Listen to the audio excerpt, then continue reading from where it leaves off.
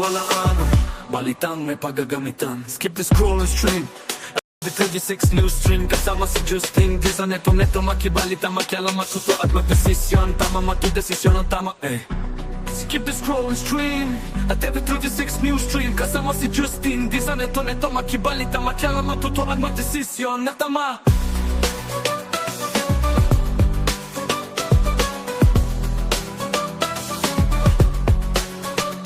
The scroll and stream at every 36 news stream, kasama si Justin Disa. Neto makibalita, makialam, matuto at magdesisyon na tama, magdesisyon na tama.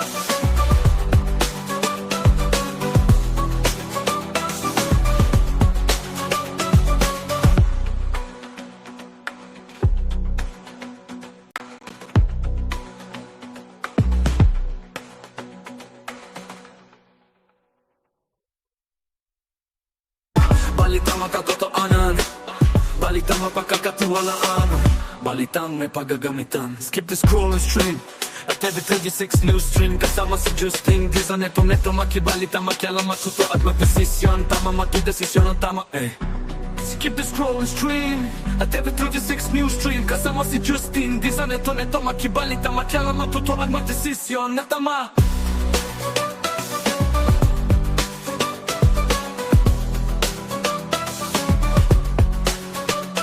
The scroll and stream at every 36 news stream, kasama si Justin Disa. Neto makibalita, makialam, matuto at magdesisyon na tama, magdesisyon na tama.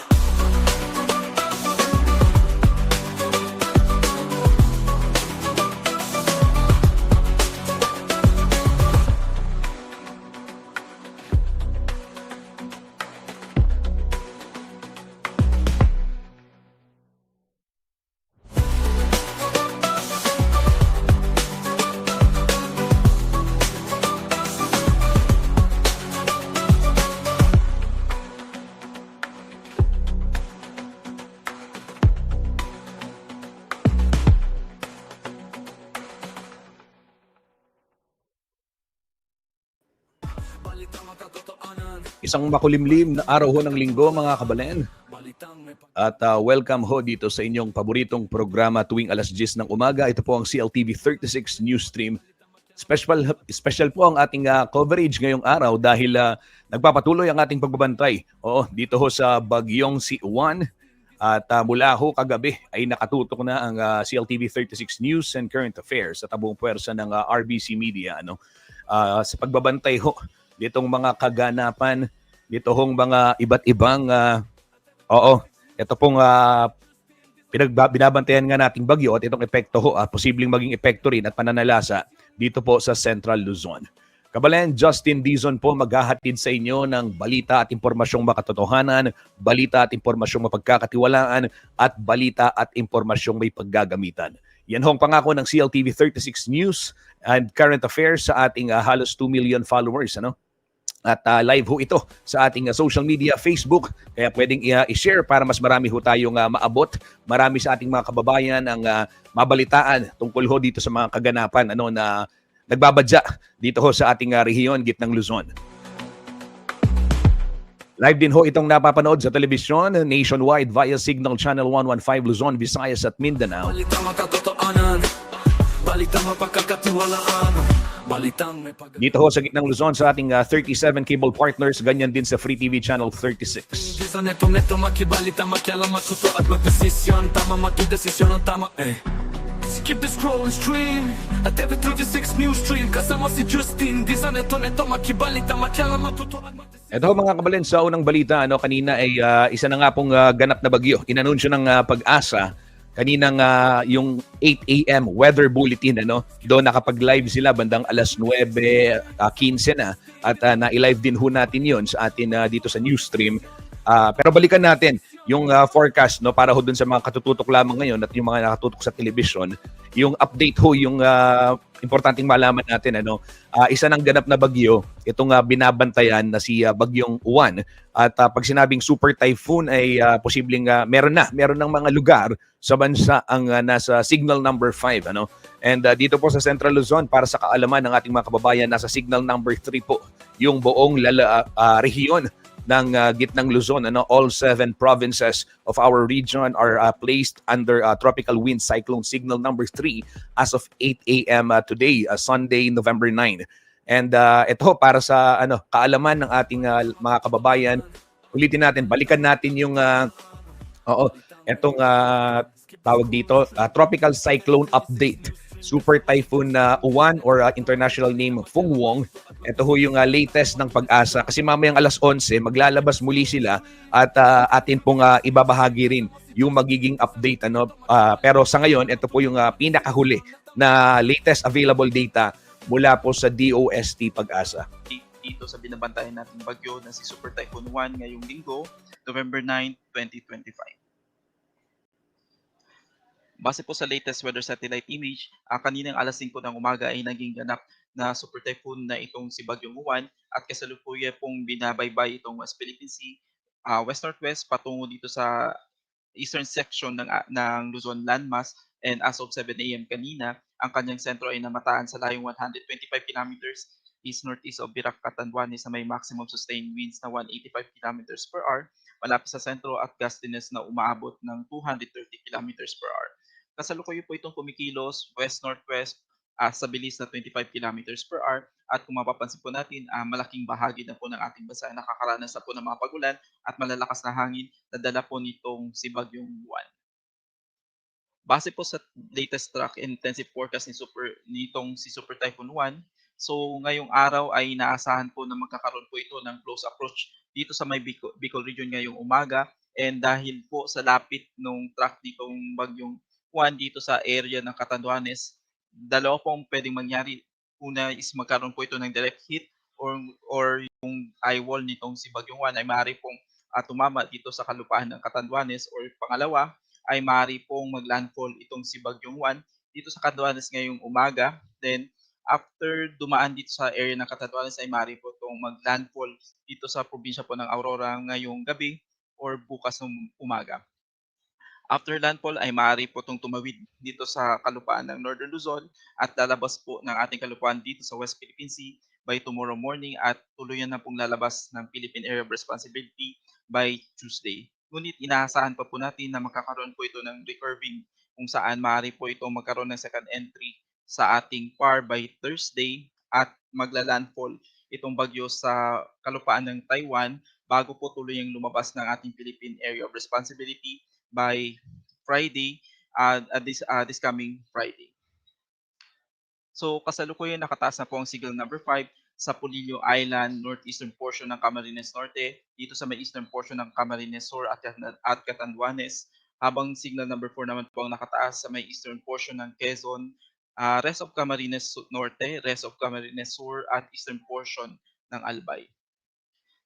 Signal number 3 naman po ang nakataas sa may southern portion ng mainland Cagayan, Isabela, Aurora, Nueva Vizcaya, southern portion ng Apayao, Kalinga, Abra, Mountain Province, Ifugao, Benguet, Ilocos Sur, La Union, Pangasinan, Zambales, Bataan, Tarlac, Pampanga, kasama po dito ang Nueva Ecija, Bulacan, Aurora, Metro Manila, Cavite, Batangas, Rizal, Laguna, rest of Quezon, rest of Albay, Sorsogon, Ticao Islands, Burias Islands, Northern Samar, northern portion ng Eastern Samar at northern portion ng Samar Province. Signal number 2 ang nakataas sa nalalabing bahagi po ng Cagayan, kasama po ang Babuyan Islands, rest of Apayao, Ilocos Norte, Occidental Mindoro, kasama po ang Lubang Islands, Oriental Mindoro, Marinduque, Romblon, rest of Masbate, rest of Eastern Samar, rest of Samar, Biliran, northern and central portion ng Leyte.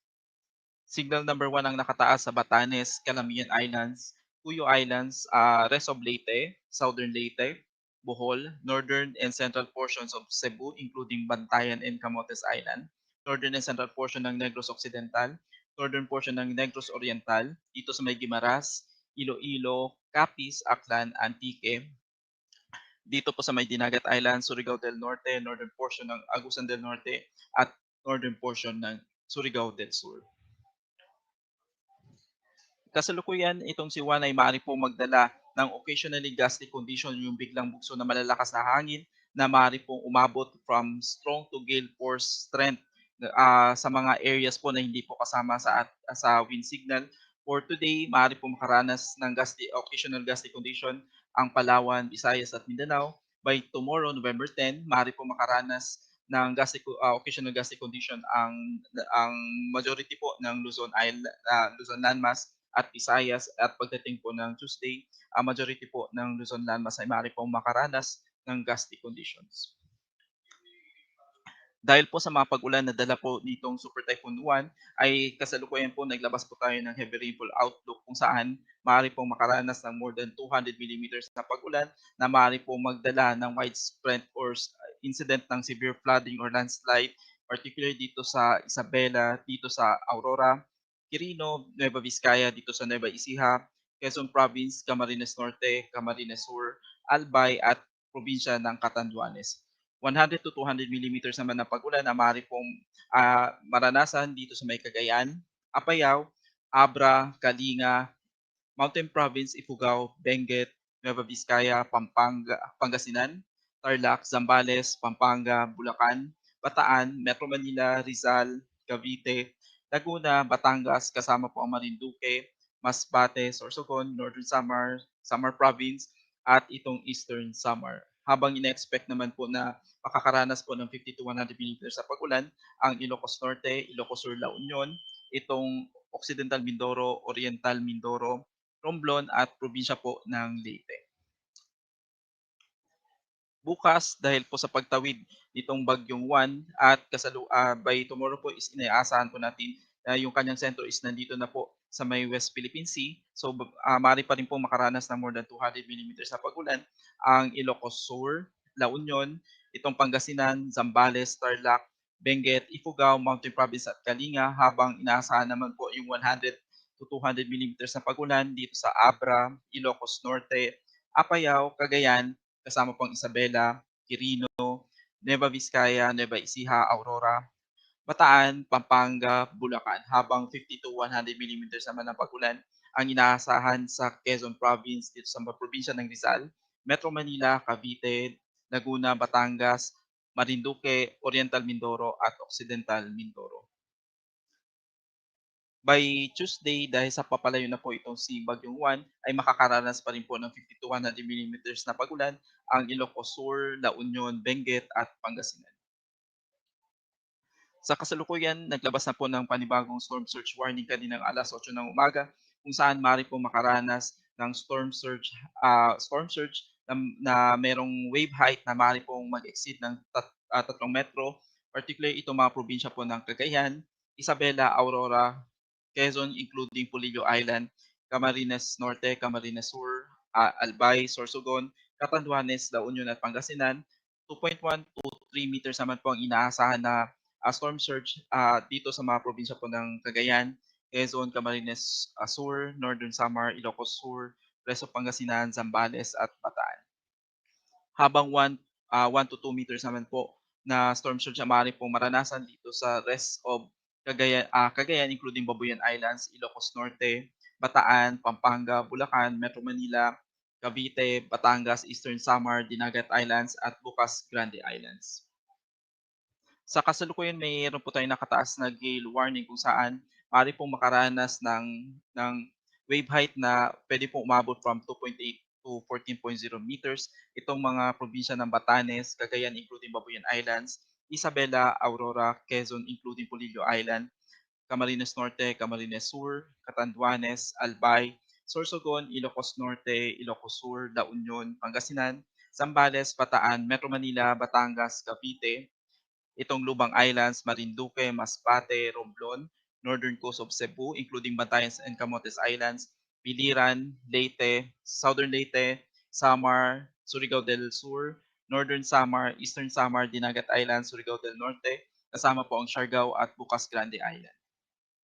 Kasalukuyan may nakataas na po tayong mga heavy rainfall warning sa iba't ibang bahagi po ng Pilipinas, particularly sa Region 1, Region 2, Region 3. Nakataas na po ang nakakaapekto na po yung mga pag-ulan itong si Bagyong Juan dito sa may southern part ng Cagayan Valley, southern part ng Cordillera at Million State Region at dito sa probinsya po ng Pangasinan, at ine-expect po natin na magkakaroon po ng light to moderate with occasional heavy sa nalalabing bahagi po ng Region 1, Region 2 at Region 3. Dito naman po sa may Central Luzon, Metro Manila at Calabarzon, nakataas na po ang yellow warning dito sa southern part ng Quezon Province kasama po ang Pulilio Island. Rainfall advisory or light to moderate with occasional heavy rain sa maaari pong maranasan dito sa nalalabing bahagi ng Quezon, dito sa Batangas, Cavite, Metro Manila, Rizal, Bulacan, Nueva Ecija, Tarlac, Pampanga, Bataan, southern part ng Zambales, at inaasahan po ang light to moderate to occasional heavy rains naman dito sa may northern part ng Zambales. Sa kasalukuyan, nakataas na rin po ang red heavy rainfall warning sa malaking bahagi ng Bicol region dito sa may northern Samar, Masbate, habang nakataas ang yellow rainfall warning dito sa may Oriental Mindoro, dito sa Marinduque at dito sa Romblon. Sa Visayas, nakataas na rin po ang red rainfall warning dito sa malaking bahagi po ng Samar Island, dito sa may northern part ng Leyte, habang ang natitirang bahagi po ng Leyte ay nakataas na rin po yung orange at yellow warning, habang ang southern Leyte ay kasalukuyang nasa rainfall advisory. Habang ang northern part po ng Cebu Island at itong northern part ng Panay Island ay kung saan nakataas na rin po ang yellow warning, habang ang natitirang bahagi po ng Visayas ay makakaranas po ng light to moderate to occasional heavy rains kung saan nakataas po ang rainfall advisory. Habang sa Mindanao, malaking bahagi po ng Mindanao, particularly itong western section ng Mindanao, kasama po ang northern Mindanao at Caraga region, ay makakaranas na rin po ng mga moderate po at times heavy rains na dala po nitong bagyo ngayong araw.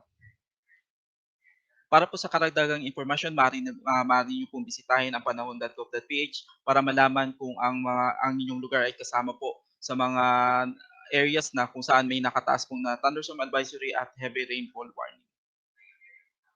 Para po malaman kung if ever ang iyong lugar ay kasama po sa mga high risk of landslide, storm surge at flash flood, maaari nyo lang pong bisitahin ang hazardhunter.georis.gov.ph. At para po sa karagdagang impormasyon ay maaari nyo lang pong bisitahin ang official social media pages ng Pag-asa at ang official website ng Pag-asa sa pag-asa.dost.gov.ph. Mula sa DOST Pag-asa, ako po si Munir Baldomero. Maraming salamat.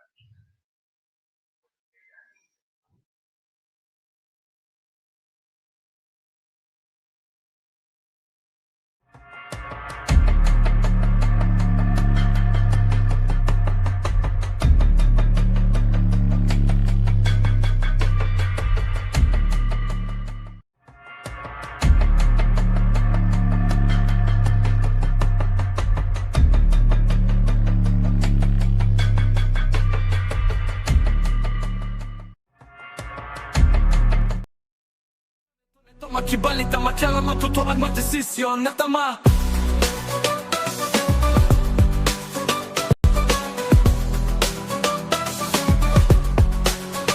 Skip the scroll and stream at the 36 news stream. Kasama si Justin, design ito na ito. Makibalita, makailangan matuto at magdesisyon na tama, matudesisyon na tama.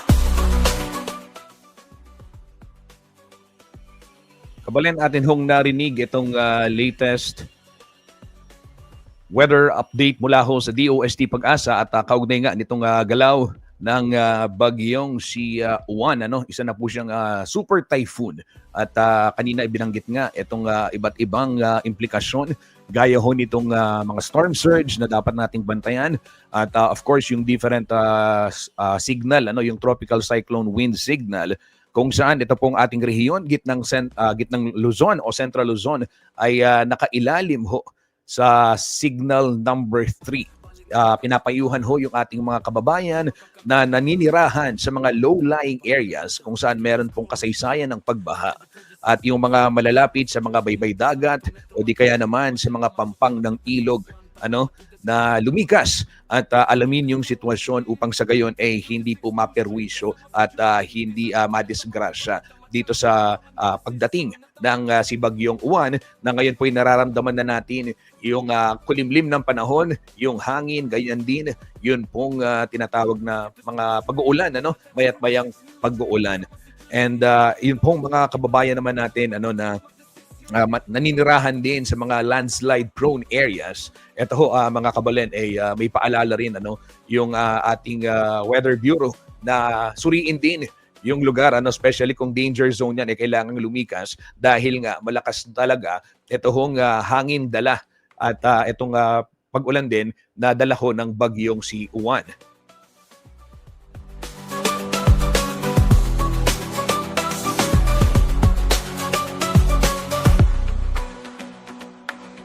Ito ho mga kabalen, latest lamang, nasa Aurora na ho yung weather specialist ng DOST Pag-asa upang bantayan ng malapitan ang paglapit ho ng Super Typhoon Uwan. Kabilang ho sa mga isinasagawa ang close monitoring at pagsusukat ng lagay ng panahon bago, habang at matapos ang pagdaan ho ng bagyo. Ito ho yung mga gagawin nila. Inaasahang maglalandfall po si Super Typhoon Uwan sa Aurora ngayon pong gabi, Linggo, November 9 o kaya naman hanggang bukas, madaling araw ho ng Lunes, November 10. Yan ho'y kapapasok lamang na balita mula ho kay Raymond Tasoy.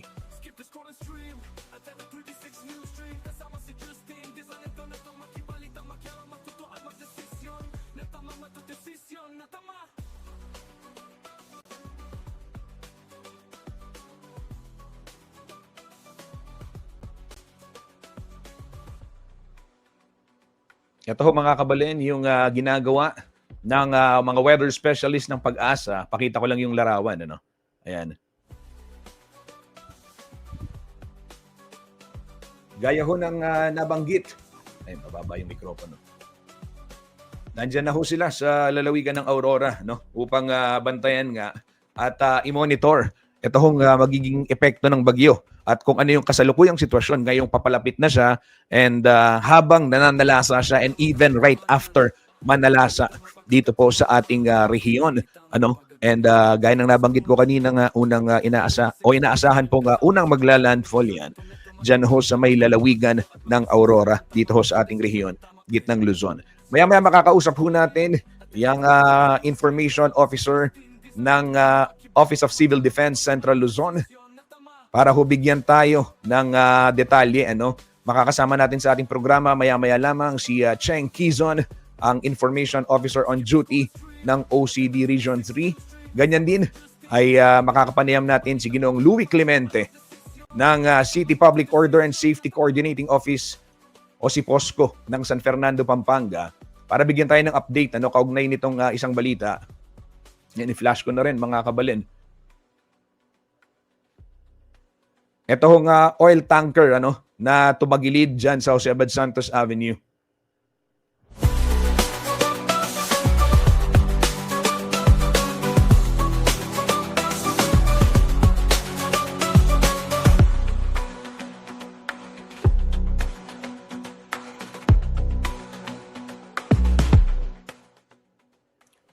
Ito ho mga kabalen, hindi pa rin po naiaalis at ongoing ngayon yung clearing operations dito ho sa isang oil tanker na tumagilid sa kahabaan ng Jose Abad Santos Avenue o JASA sa may City of San Fernando, Pampanga bandang 4:30 ng madaling araw ngayon pong Linggo, November 9.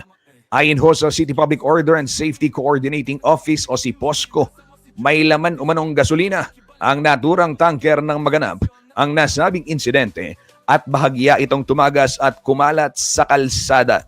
Nagsagawa na ho ng flushing operations ang Bureau of Fire Protection o BFP upang maiwasang lumawak pa yung pagkalat dito pong tumagas na krudo o gasolina. Bunsod nito, inaabisuhan po ang mga motorista na iwasang dumaan sa lugar upang hindi maabala. Partikular na ho yung mga manggagaling dyan sa bayan ng Bacolor o di kaya naman dyan sa kanlurang bahagi ng ating lalawigan Pampanga habang nagpapatuloy po yung clearing efforts. At upang bigyan tayo ng detalye kaugnay ng balitang yan, nandito ho sa ating programa makakasama natin si Ginoong Louie Clemente, ang hepe po ng si POSCO sa siyudad San Fernando, Pampanga para ito mag-update nga ano. Isang magandang umaga po, Kuyang Louie Clemente, at makikibalita kami, sir. Kumusta ne po? Kumusta ho? Ano yung latest dito sa oil tanker, sir? Yes, Sir Justin, isang magandang umaga po. Bagamat medyo nag-uulan at hindi nga kagandahan itong yung naging insidente dito po sa may Lazatin Flyover. As an update po, kasalukuyan po nating dinideload po yung tanker na tumumba. Ibig sabihin ho, kasi dahil may laman siyang gasolina at saka diesel, i-deload ho muna siya, ililipat ho muna yung laman niya doon naman sa isang nakaabang na tanker para mamayang konti ho, kung medyo maging magaan na siya, ay maipwesto siya ng nakatihaya na ng ating crane mula naman po sa DPWH. Opo. Sir Louie, nabanggit natin kanina bandang 4:30 AM nangyari ito, ano, pero may mga nagtatanong din, paano nangyari? Bakit nakuhang tumagilid nito pong oil tanker, sir? Yes, actually po ang actual na kwento po, Sir Justin, is that alam naman po natin yung ating mga flyover ay sinasara ho natin. Sinasara ho ng mga tao natin sa Siposco at pagdating po ng 4 o'clock, 4:30 po ng umaga, yan po ay binubuksan.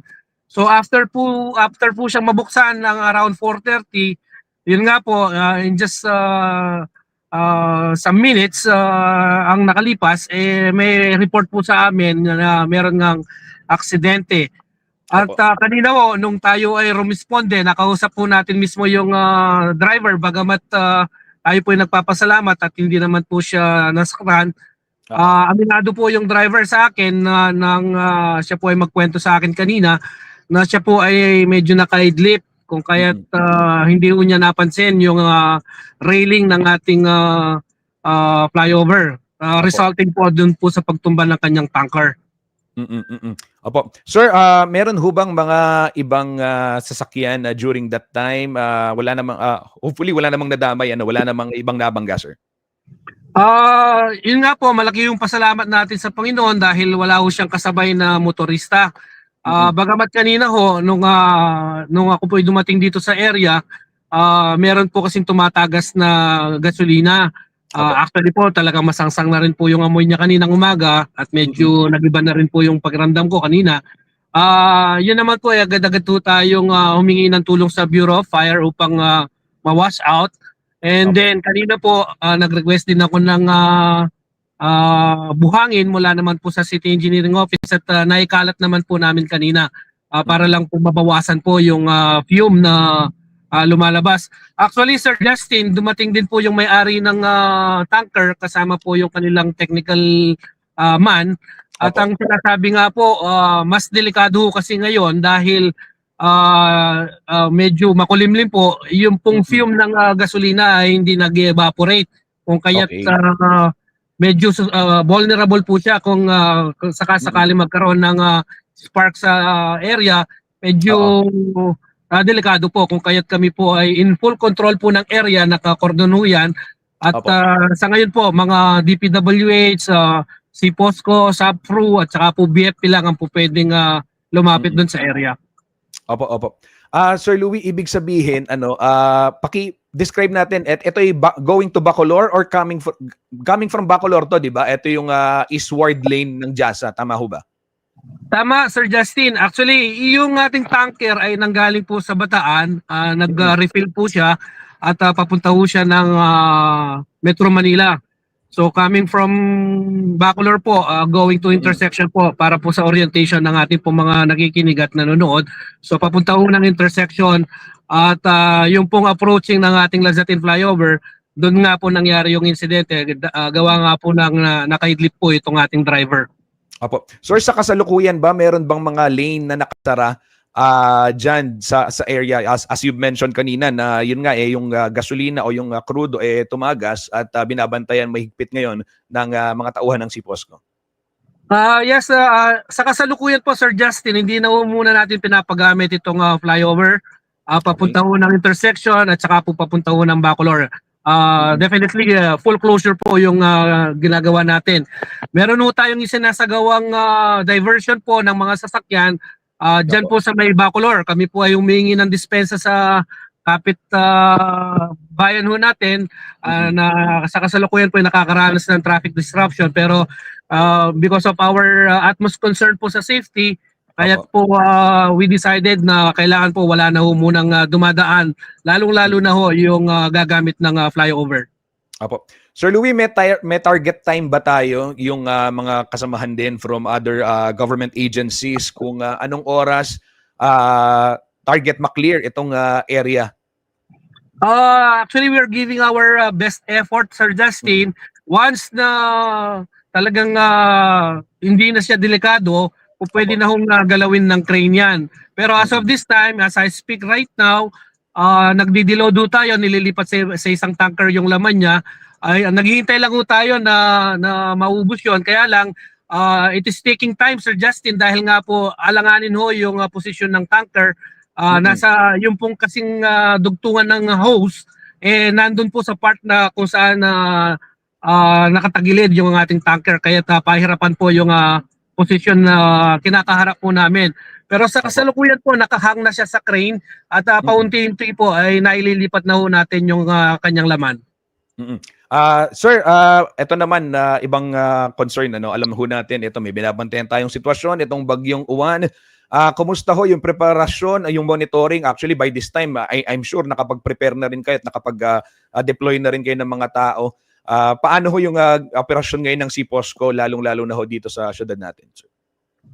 Yes, actually last Friday pa po kami nag-prepare.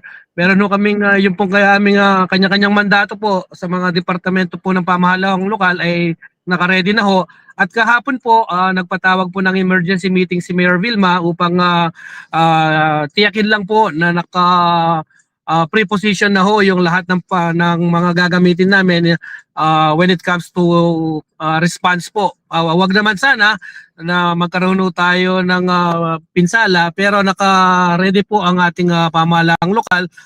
Yun po kasi yung naging habilin kahapon ni Mayor Vilma Valle Caluwag sa lahat ng miyembro po ng CDRR Council, kung kaya't naka-ready naman ho tayo. Actually, Sir Justin, last 2 days ago, dahil nga po nagre-ready na tayo, di ba meron tayong natumbang punong kamatsalid dyan sa may Baliti at agad-agad ho nating na aksyonan yan. Dahil nga po, we are on the stage of preparation po. Nagkataon na may nangyaring insidente kung kaya't naging mabilis po ang naging aksyon natin.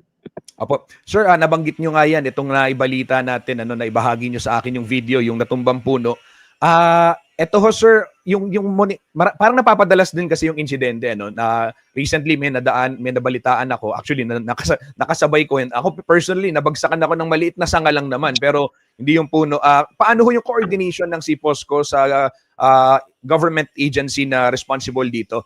I understand, ito ho ba sa City Engineering's office or sa Sendro ho ba or sa inyo, sir? Yung pong concern na with regards po sa mga puno, of course, yan po yung sa Enro. Pero pagdating po sa trimming, kasama ho natin yung City Engineering. Pero kahapon po, upon the instruction of Mayor Vilma, tayo po ay magkakaroon talaga ng coordinative effort with regards sa mga puno. At kasama na ho natin yung utility provider ho natin. Yun po ating SPLAPCO upang makapagsagawa rin ho ng mga pruning and trimming. Amin pong napansin kasi, Sir Justin, makailang beses na rin ho tayo nagka-insidente ng natumbang puno. Kadalasan po yung puno ng kamatsili ang talagang laging natutumba. Kung kaya't kahapon po, ang suggestion ho ay magkaroon ng inventory ho ng lahat ng mga punong yan at ma-identify ho talaga yung mga medyo alanganin na po yung kanilang tayo at maaaring maging hazard po sa mga darating na araw. Opo. Sir Louie, paalala na lamang sa ating mga kababayan, ano yung mga kalsada rin na posibleng bahain yung binabantayan ninyo sa kasalukuyan, sir. Of course, may history tayo ng flooding sa southern portion. Gani pong banda Campo Olivas.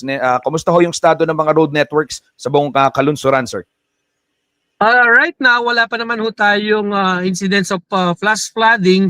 But of course, yan po ay anticipated na natin kapag malakas po talaga ang ulan, kahit wala ho tayong bagyo, ay may mga area ho tayo na nagkakaroon ho ng flash flood. Amin pong napansin dahil natapos na po yung sa may RGC Sakop, medyo mabilis po yung flash flood, yung pong dami po ng tubig dito po sa may area ng St. Jude at saka po dito po sa may Lazatin Boulevard, dito po sa may crossing ng Valle.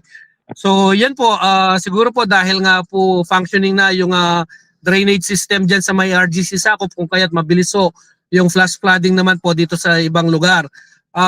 Of course, yung pong usual na binabaha po, when, pagka po malakas ang ulan, yan pong sa may portion po ng JBL Makabali at saka po ng Tagulod natin.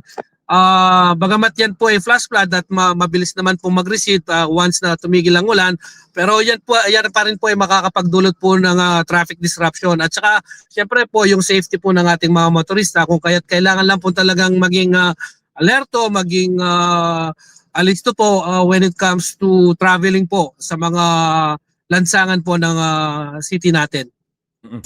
Sir Louie, madagdag ko lang pala yung mga billboards, meron ho bang mga order na itupi na ba? Kasi sa mga ibang lugar, nagbaba na ng billboards, Angeles City, nagbaba ng parol. Sa atin hong syudad, sa San Fernando, ano ho yung naging order kaugnay nito, sir? As early as Friday, Sir Justin, meron na hong mga temporarily na nagbaba ng kanilang mga billboards at kahit po kahapon, meron na rin yun nga po, dahil may coordination naman ho tayo sa ating building official, automatic ho yan. Pagka meron ho tayong signal, agad ho nating ipinapaalam yan sa mga nagmamayari po ng ating mga billboard. At sa ngayon po, wala na ho tayong nakikita pa. Kung meron pa pong nakalatag sa kasalukuyan, yan po ay sinisigurado ho namin na ma-inform po at the soonest possible time. Okay, maraming salamat po, Sir Louie Clemente. Alam ho namin, abala kayo, mag-iingat ho kayo, sir. Makikibalita pa kami mamaya dyan ho sa development, dyan sa oil tanker. Ingat ho kayo, sir. Maraming salamat po, Sir Justin. Yan ho mga kapalen, si Ginoong Louie Clemente ang hepe ng City Public Order and Safety Coordinating Office ng siyudad ng San Fernando, Pampanga.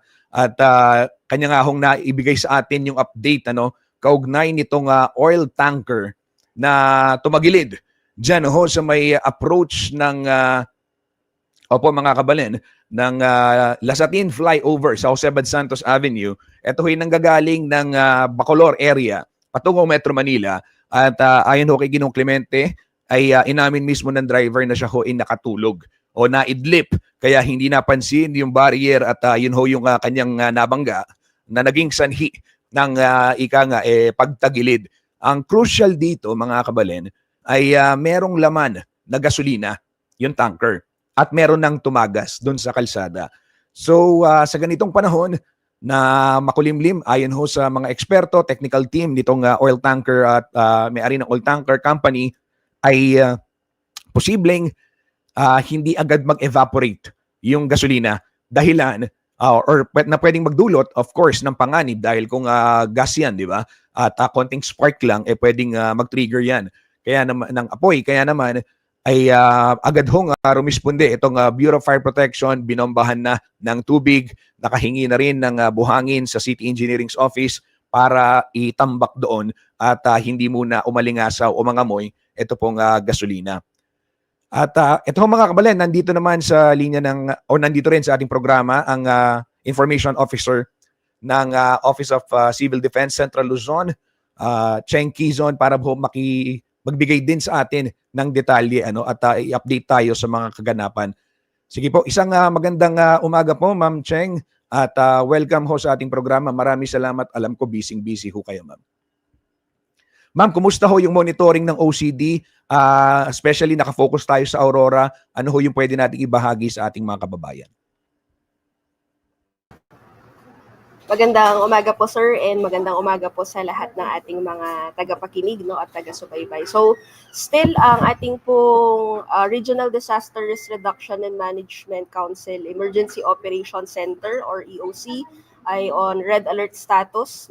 Tayo pa rin po ay patuloy ang ating monitoring and coordination sa lahat po ng mga probinsya natin dito sa Region 3, especially, tama po kayo, we are of course, nakatutok din po sa probinsya po ng Aurora bilang dito po inaasahan na mag-landfall mamaya. No, yung ating pong Super Typhoon Uwan. So, PDRA or yung pre-disaster risk assessment natin and weather updating. And sa kasalukuyan po ngayon, kasama namin dito sa EOC natin yung mga response clusters natin, no, na para mas mabilis po yung coordination natin. And meron na rin po tayong mga preemptive evacuation na naitala, no. So for the whole region 3, the latest po is that we have 2,057 families na po na preemptive evacuate with a total of 6,688 individuals po yan, no. So sa buong Central Luzon na po yan, particularly po sa probinsya po ng Aurora. We also have sa probinsya po ng Bataan, Bulacan, Nueva Ecija, Pampanga, and Tarlac and Zambales, no. So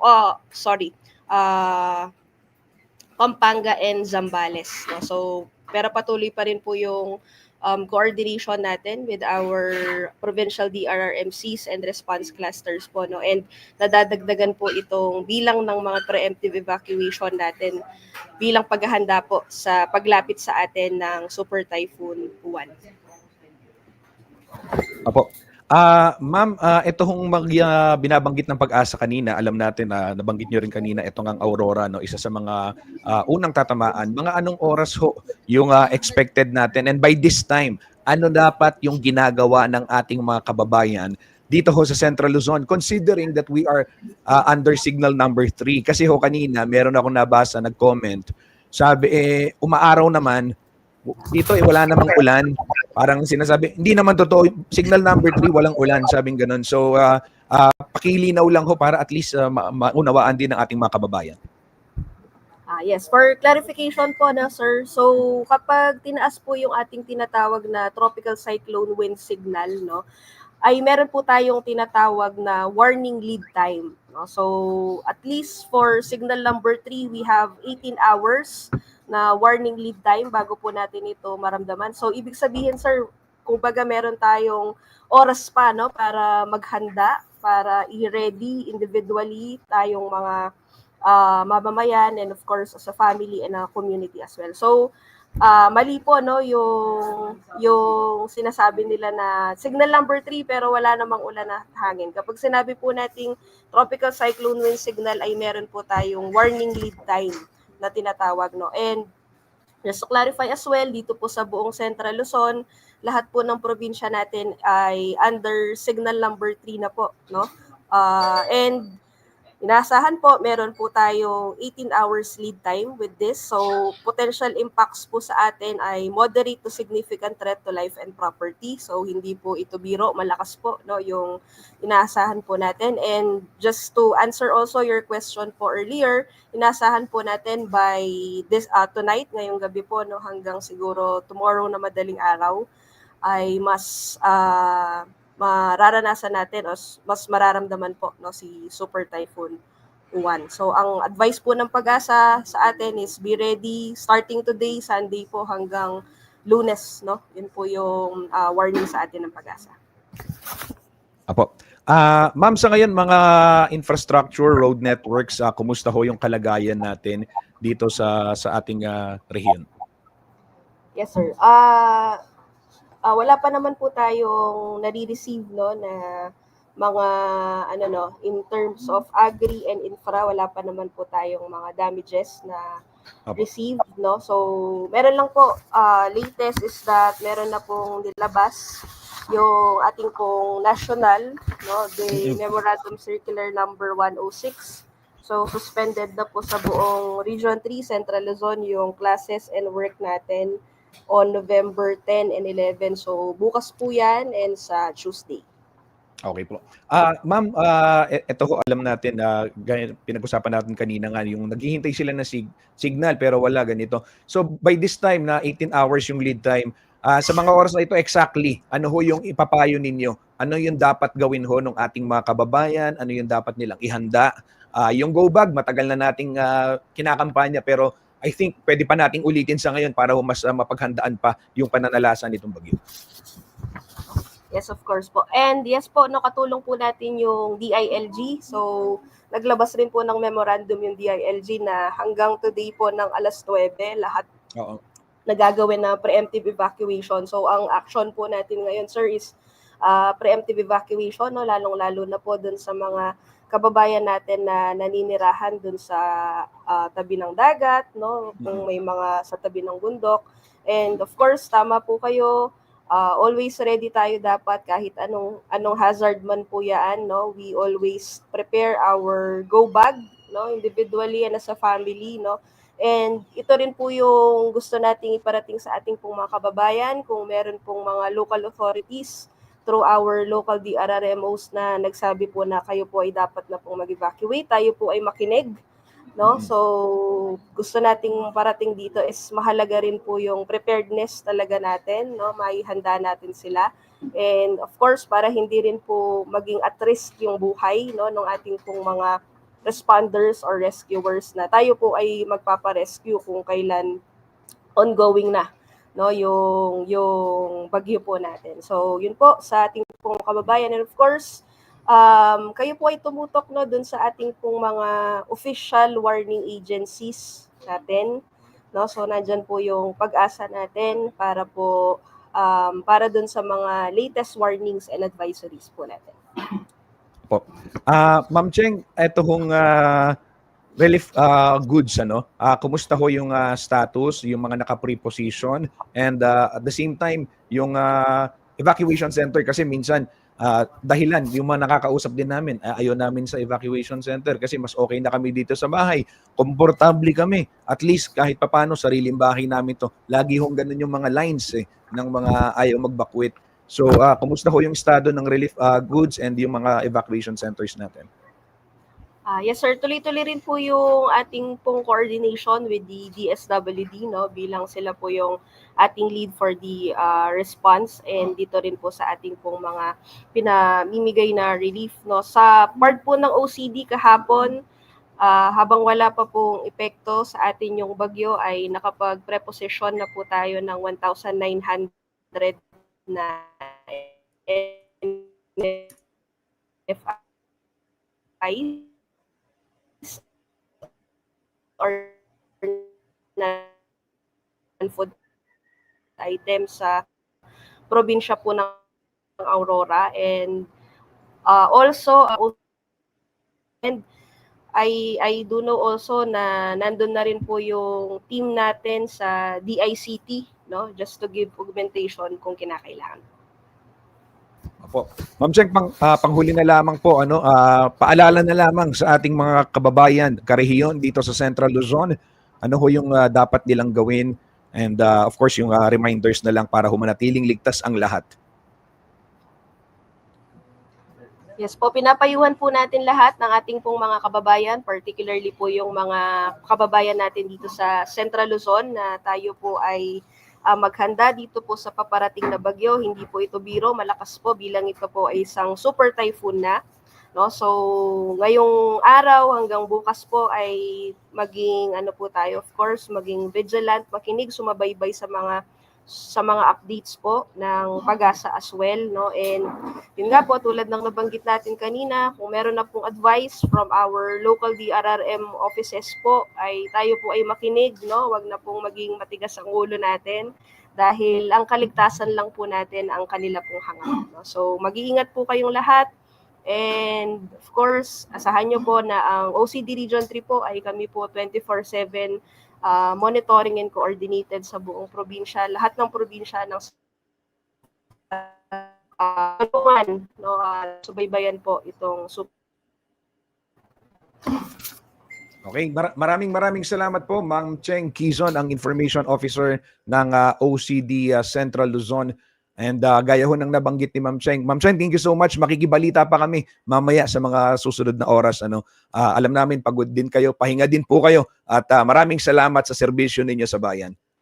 Yan ho mga kabalen, si Cheng Quizon, ang Information Officer po ng Office of Civil Defense Central Luzon at nabanggit nga ay kabilang dun sa mga binabantayan ay ito hong Aurora dahil dito natin naasahan yung landfall.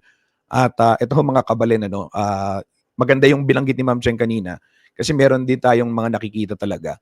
Sinasabi nga bakit signal number 3 pero ayan, walang ulan, or signal number 3 wala namang hangin, Ito ho ay lead time. And pag sinabing preemptive evacuation at may order na preemptive evacuation, ay sumunod ho tayo dahil of course, yung nabanggit niya, naiiwasan yung sitwasyon na kailangan pa tayong iligtas ng mga rescuer sa oras mismo ng pananalasa ng sakuna. Di ba? Kung susunod tayo sa preemptive evacuation at kailangan mag-evacuate sa ating lugar, sa ating tahanan, ay hindi na mailalagay yung buhay ng mga rescuer sa peligro. Ito ho, hindi po biro yung ginagawa ng ating mga rescuers. Yung mga miyembro ng MDRRMO, CDRRMO, PDRRMO, lahat. At of course, yung mga nasa BFP, uniform personnel as well sa mga ganitong panahon. Hindi na ho bago sa atin dito sa Central Luzon. Naalala ko nung malakas yung mga pag-uulan, meron ho tayong 5 bayani ang nagbuwis ng buhay mula ho sa Bulacan rescue team dahil po sa baha at habang kasagsagan ho ng kanilang pagre-rescue ay doon ho nila inabot yung insidente na kumitil ho sa kanilang buhay. Kaya naman ito po yung mga hindi pa nanakot mahalagang banggitin din ito dahil ito po ay bahagi talaga ng tinatawag na realidad. Diba? At of course, with climate change, yung dating signal number 1, signal number 2, minsan, okay, kaya pa. Pero ito, minsan kahit walang signal, pero ang lakas ng ulan, diba? Binabaha tayo, habagat pa lang yon. So, seryosohin po natin yung mga, tawag dito, update ng mga Weather Bureau ng Pag-asa. Of course, yung mga local government units natin, yung mga disaster offices when they say evacuate, and we must follow this order. And of course, ay mahalaga din naman sa ganitong panahon, may nababasa rin ako. Kagabi, nagko-comment sa page natin sa live news stream. Sana raw hindi binulsa yung mga pondo sa flood control. Yun na nga alam nating palpak na yung mga flood control. So, tayo na lang to. Ganun na lang. Di ba? So, yun po Kaya nakikita natin din dito yung kawalan ng yung accountability, di ba? Yung kapalpakan. Sipin mo rin yung bilyones na pera, di ba? Pero sa ngayon, hindi muna yan yung tema ng ating pagbabalita. May panahon tayo para talakayin yan. Of course, di natin yan nakakalimutan. Sa tuwing may ulan, sa tuwing may bagyo, isipin natin yung mga nagbulsa ng mga flood control funds, Balitang makatotohanan, balitang mapagkakatiwalaan. Ito ho mga kabalen, balita naman sa Aurora.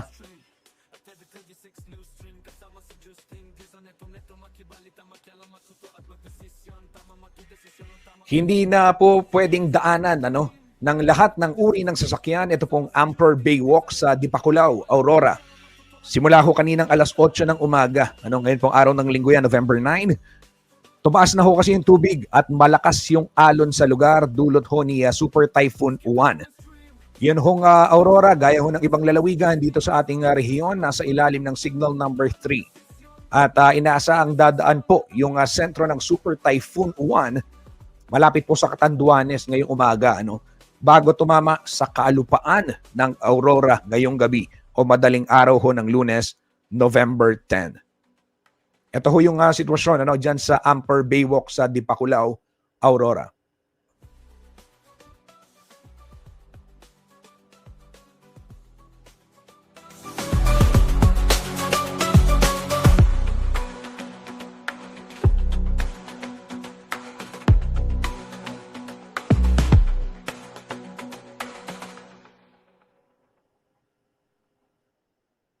Balitang makatotohanan, balitang mapagkakatiwalaan, balitang may paggagamitan. Skip the scroll and stream at every 36 news stream. Kasama si Justin Gisa, neto makibalita, makialam, matuto at magdesisyon. Tama, makidesisyon ang tama, Skip the scroll and stream at every 36 news stream. Kasama si Justin Gisa, neto makibalita, makialam, matuto at magdesisyon na tama.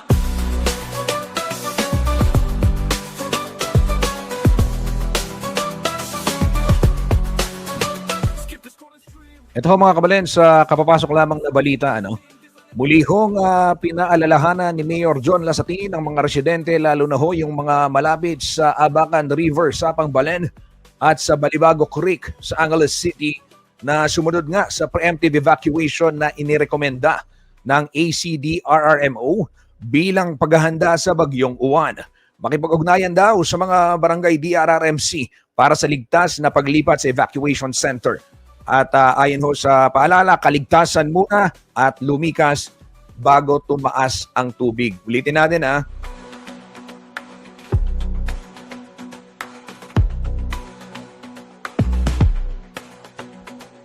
Deta po kanong manoknangan, malapit king Abacan River, Sapang Balen, Ampong Balibago Creek. Kaya ganakana pong Mayor John Lasatin ng Angeles City. Takigi po kining preemptive evacuation na re-rekomenda na ning ACD-RRMO antimong pamagsadya kini pong bagyo. Diyan ho sa mga naninirahan sa Abacan River o sa malapit sa Abacan River, Sapang Balen at Balibago Creek. Yan ho yung kung saan ipinatupad yung preemptive o inirekomenda yung preemptive evacuation.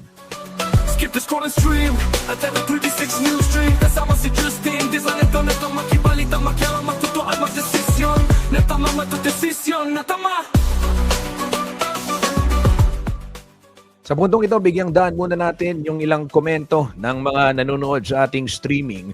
Nakikiisa, kasama nating nagbabantay dito ho sa Bagyong Uwan. At ito, kagabi pa naka-live tayo mula kagabi. Meron tayong inilive itong galaw ng bagyo at doon natin nakita yung engagement ng ating mga kababayan at of course yung panawagan para sa panalangin. Tama ho yun. Kung sama-samang magdarasal, malaking tulong ho yan. Ito, watching from Japan, sabi ni... Hindi ko maintindihan, hindi ko mabasa, sorry. Basta merong nanonood watching from Japan. Maraming salamat ho. Ito, nakatutok din sa ating live stream ngayon si Joel Stephen Manalo ng Barangay Santo Domingo, Minaling, Pampanga. At every 36 news stream, kasama si Justin, di sa neto makibalita. Kumusta kon Joel? Mimingat, sana lulbog. Sana lulbog ken. Si Rose V. Basco, keep safe everyone, sabi niya. May tanong dito si Aisa May Meneses, ano pong signal yung Pampanga? Aisa May, signal number 3 ang buong Central Luzon. So kasali ho yung Pampanga. Pampanga, Tarlac, ganyan din. Nagtanong din kanina si Morris Guzman. Sabi niya, ano pong signal sa Tarlac? Signal number 3 po tayo. Signal number 3 ang buong Central Luzon. Ito, may nanonood din sa atin. Pagbati kay Ricardo Beltran de la Cruz Jr. mula sa San Leonardo, California, USA. Yan, maraming salamat. Nakikibalita rin, of course, yung mga kababayan nating nasa ibayong dagat. Dahil, syempre, concerned din ho sila dito sa ating concern sila sa kanilang pamilya. At ito, mga kabalan, nasahan ninyo tuloy-tuloy yung aming paghahatid sa inyo ng balita kaugnay ng bagyo. Balitang makatotoanan, balitang mapagkakatiwalaan, balitang may paggagamitan. Skip the scroll and stream at every 36 news stream, kasama si Justin, di sa neto makibalita, makialam, matuto at magdesisyon. Tama, matudesisyon ang tama. Skip the scroll and stream at every 36 news stream, kasama si Justin, di sa neto makibalita, makialam. Isang mabilis na patalastas lamang sa aking pagbabalik. Iba pang mga balita at detalye na dapat ninyong malaman tungkol sa pananalasa ng Bagyong Uwan. Huwag ho kayong aalis, magbabalik po ang CLTV 36 News Stream.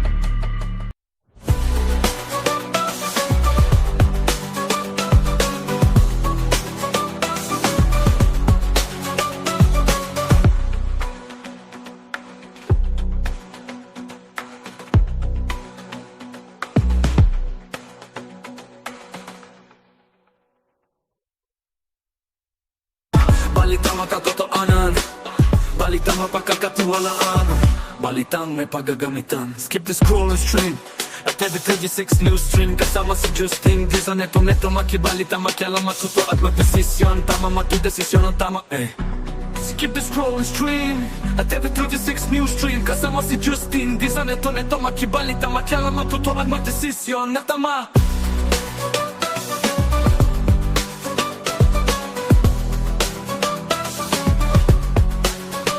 Skip the scroll and stream at every 36 news stream. Kasama si Justin Dizon, neto makibalita, makialam, matuto at magdesisyon na tama, magdesisyon na tama.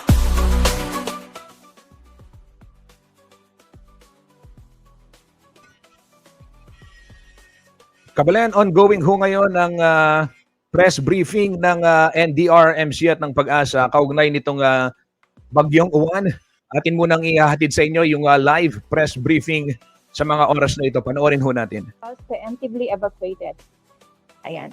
So, yun po yung ulat at mga updates mula sa Department of the Interior and Local Government Regional Office 2. Maraming salamat sa inyo lahat. Muli, maraming salamat Ma'am Liberty Barcena, no? At nakikita naman natin, no, yung ating mga local DRRM at maging ang ating mga mayors na talagang umiikot po sa kanilang mga area of responsibility para yun nga, no, matiyak po ang kaligtasan ng kanilang mga constituents sa kanilang mga respective area.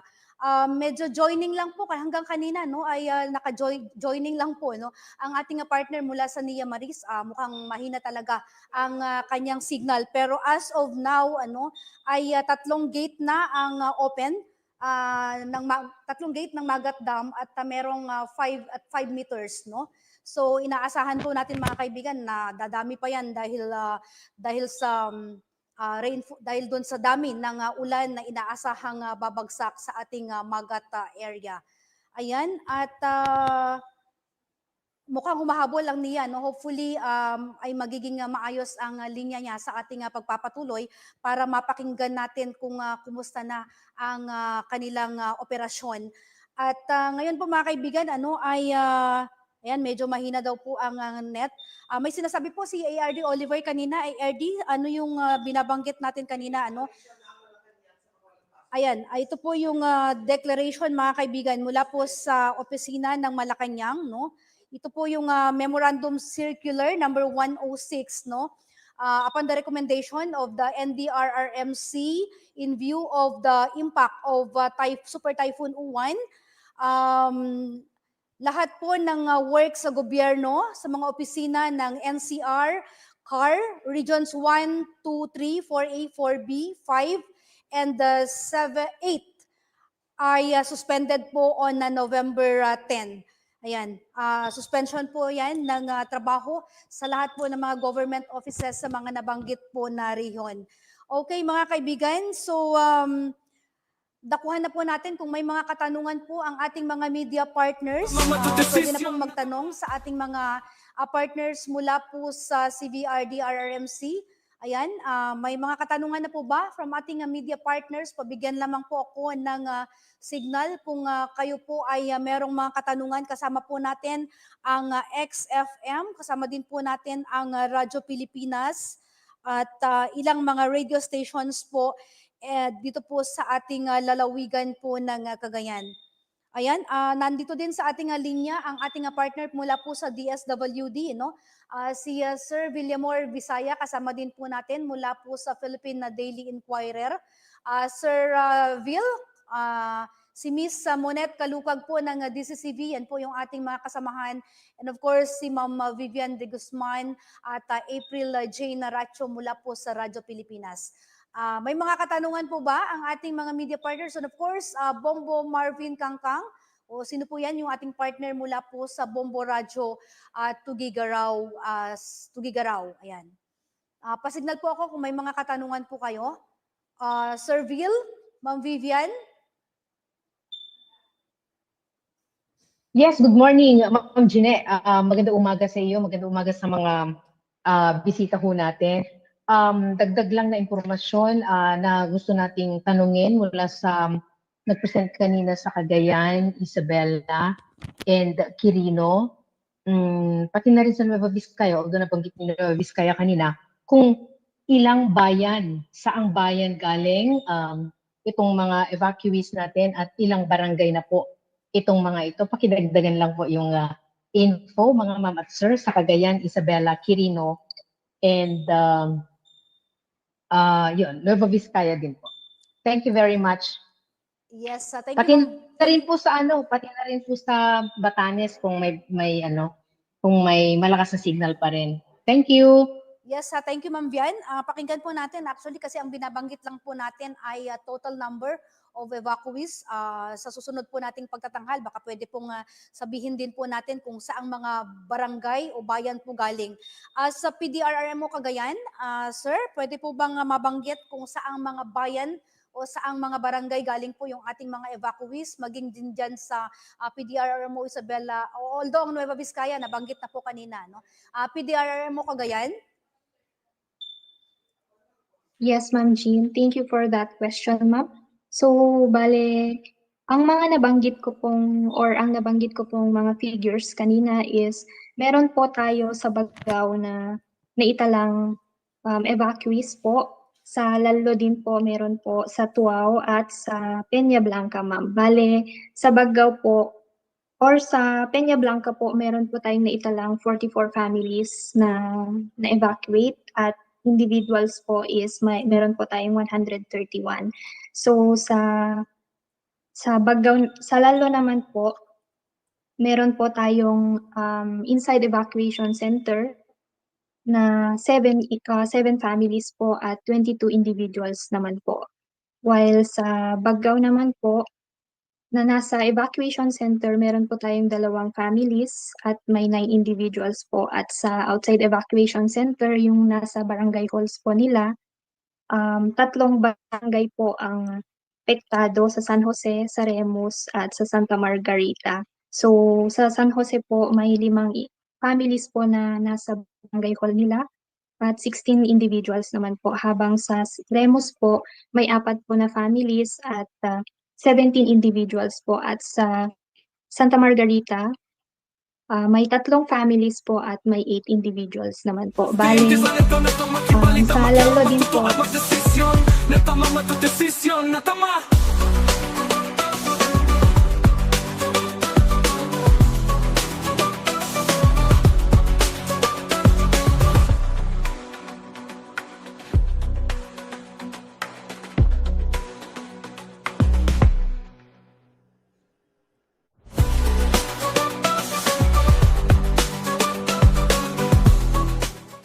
Kabalen, ating narinig yung bahagi ng press briefing nito pong PIA dyan ho sa Region 2 at yung sitwasyon ng mga probinsya dyan ho sa nasabing rehiyon. Sa Cagayan din, kanina binanggit nga yung mga bakwit. Kung dito naman sa Central Luzon ang pinag-uusapan, banggitin ko na rin, 2,000 mahigit na pamilya na ang mga sumailalim sa preemptive evacuation.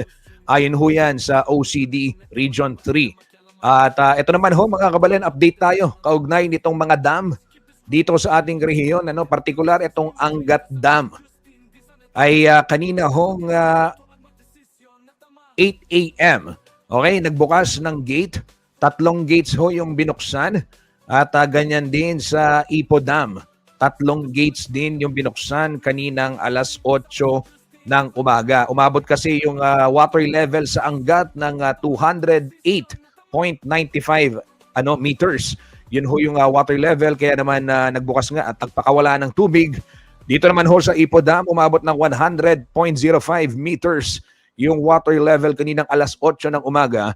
Kaya nagpakawala rin ho ng tubig at binuksan yung 3 gate. Yung dinischarge dyan sa may Ipo Dam ay anong tawag dito? 406 cubic centimeters and yung namang Angat 462 CMS, And yung mga apektadong lugar, mga kabalen, o posibleng maapektuhan itong pagpapakawala ng tubig ng Angat at Ipo Dam ay yung mga bayan ho ng Norsagaray, dito ho sa Bulacan, Angat, San Rafael, Bustos, Baliwag, Pulilan, Plaridel, Kalumpit, Agonoy at Paumbong.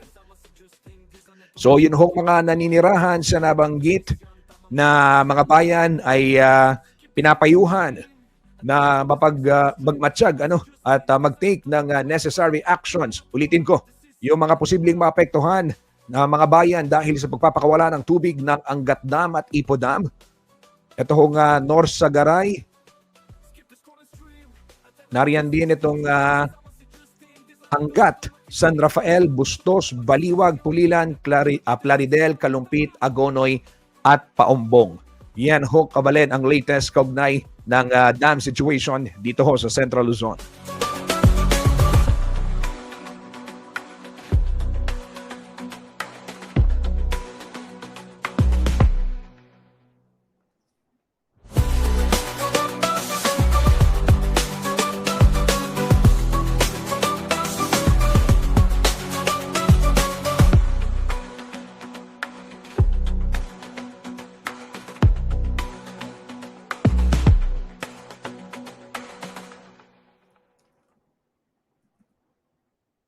Balitang makatotohanan, balitang mapagkakatiwalaan, balitang may pagagamitan. Skip the scroll and stream at every 36 news stream. Kasama si Justin Dizon, neto makibalita, makialam, matuto at magdesisyon. Tama makidesisyon ang tama Skip the scroll and stream at every 36 news stream. Kasama si Justin Dizon, neto makibalita, makialam, matuto at magdesisyon na tama.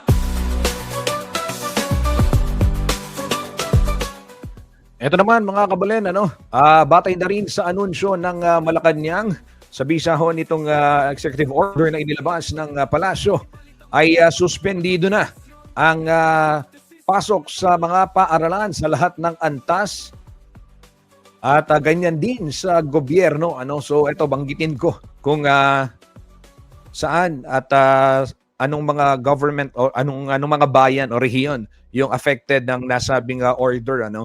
Teka, ipakita lang natin yung kinocrawl. Kung mapapansin ho ninyo yan, nagko-crawl din ho tayo ng mga emergency hotlines, mga Kabalen. Pwede ho ninyong i-save yan, i-screenshot, kung kayo po ay taga dyan sa nasabing bayan, upang pwede ho ninyong tawagan sa oras ng pangangailangan. Importante ho na meron tayong mga contact numbers ng police, bumbero, MDRRMO, at yung iba pang mga rescue units sa ating komunidad. So, ito ho yung mga walang klase o walang pasok muna, trabaho sa gobyerno sa darating na Lunes o bukas na ito, Kapampangan ko, sorry. Bukas na ito, November 10, walang pasok sa gobyerno.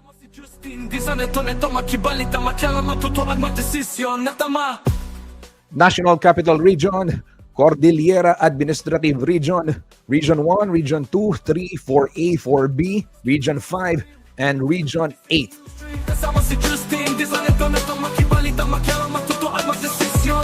Netama matudesisyon. Suspendido na rin ang klase sa lahat ng antas sa mga pampubliko at pampribadong paaralan. Simula ho bukas November 10 hanggang Martes November 11 sa National Capital Region, sa Cordillera Administrative Region, sa Region 1, Region 2, dito ho sa Region 3 Central Luzon, Region 4A, 4B, Region 5, Region 6, Region 7, Region 8 at sa Negros Island Region.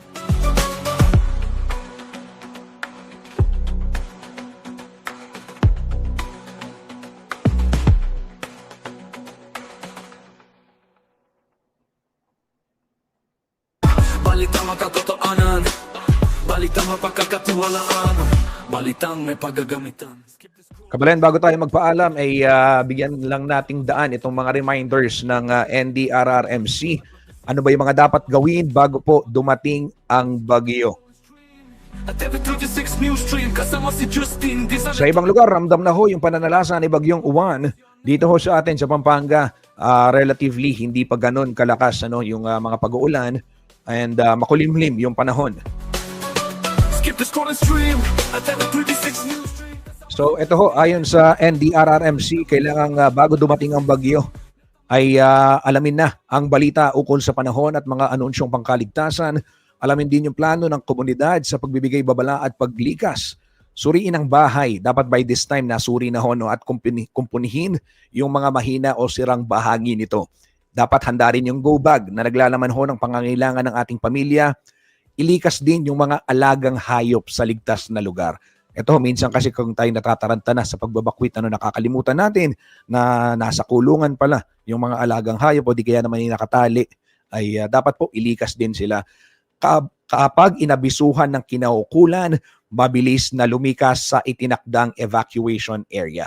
Yan ho yung mga dapat nating tandaan bago dumating ang bagyo. Kakatiwalaan, balitang may paggagamitan. Skip the scroll and stream at every 36 news stream. Kasama si Justin Di sa neto makibalita, makialam, matuto at magdesisyon. Tama, magdesisyon ang tama Skip the scroll. Eto naman mga kabalen, habang bumabagyo, ano ang dapat nating gawin? Manatiling mahinahon, manatili sa loob ng bahay o evacuation center at makinig sa pinakabagong balita at taya ng panahon gaya po nitong hinahatid namin sa CLTV 36 Newsstream. Patayin ang main switch ng kuryente at valve ng tubig. Gumamit ho ng flashlight o emergency lamp. Maging maingat sa paggamit ng kandila o gasera at umiwas sa mga salaming bintana.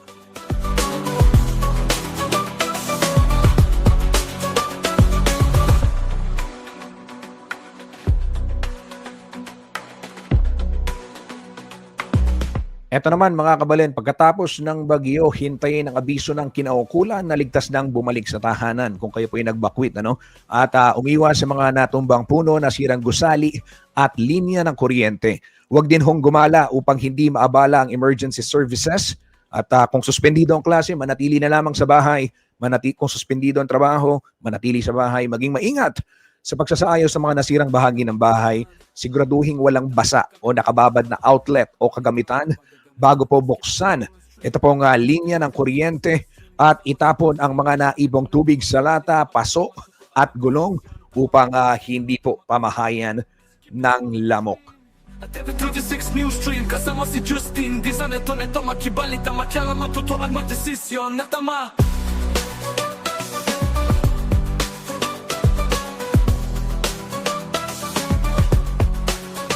Skip the scroll and stream. Kabalen, ako po yung magpapaalam muna pansamantala at tayo po yung magbabalik mamayang hapon para ho sa mga iba pang update. Manatili lamang nakatutok dito sa CLTV 36 News para ho sa mga iba't ibang kaganapan at detalye na atin hong sinusubaybayan kaugnay nitong bagyong Uwan. I-follow ang ating page at CLTV 36 News and yung CLTV 36 Official para po sa mga latest update kaugnay nitong Super Typhoon Uwan. Ingat ho tayo lagi mga kabalen at dasal tayo upang mas mas maging mapahina yung bagyo kabilang ho dun sa dasal ng ating mga kababayan.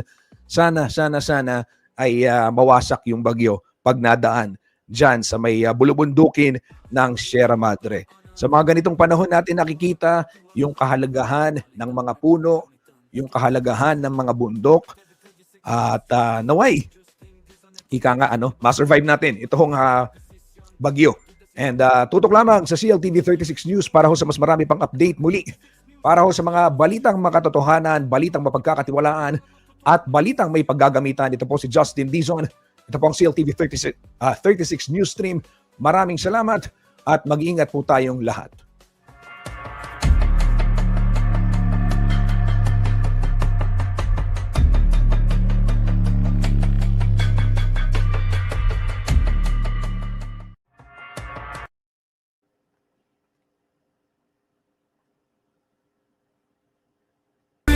At every 36 news stream, kasama si Justin Di sa neto makibalita, makialam, matuto at magdesisyon na tama, matudesisyon na tama.